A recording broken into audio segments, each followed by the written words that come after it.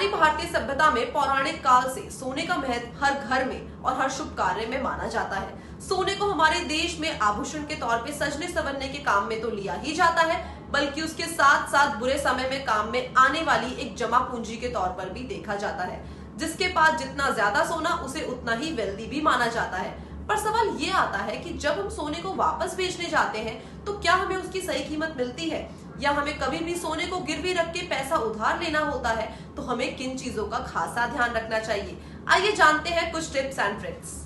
सबसे पहले हमें अपने आसपास हर जगह पूरी जांच पड़ताल करनी चाहिए कि आपको कौन कितने ब्याज पर गोल्ड लोन दे रहा है, तभी आपको बेस्ट इंटरेस्ट पर लोन मिलेगा। इसके बाद आपको ये समझना होगा कि आपको फिलहाल के लिए कितने लोन की जरूरत है, क्योंकि बिना वजह ज्यादा लोन लेना आपके लिए भारी पड़ सकता है, क्योंकि आप जितना बड़ा लोन लेंगे उतना ही ज्यादा आपको इंटरेस्ट देना पड़ेगा।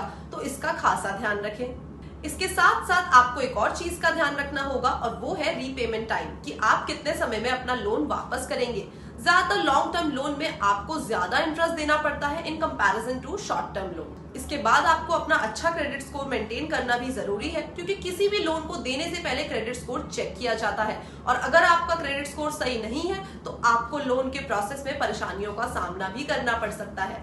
और इस लोन को लेते समय आपको एलटीवी रेशियो भी ध्यान में रखना चाहिए, क्योंकि जो भी बैंक या फाइनेंशियल इंस्टीट्यूशन एलटीवी रेशियो के तहत आपको ज्यादा लोन देते हैं वो अमूमन ज्यादा इंटरेस्ट भी चार्ज करते हैं। इसके साथ साथ आपकी मंथली इनकम भी चेक की जाती है। इससे लेंडर को आपकी रीपेमेंट कैपेबिलिटी का पता चलता है। अधिकतर हाई सैलरी वालों को कम इंटरेस्ट पर लोन मिल जाता है।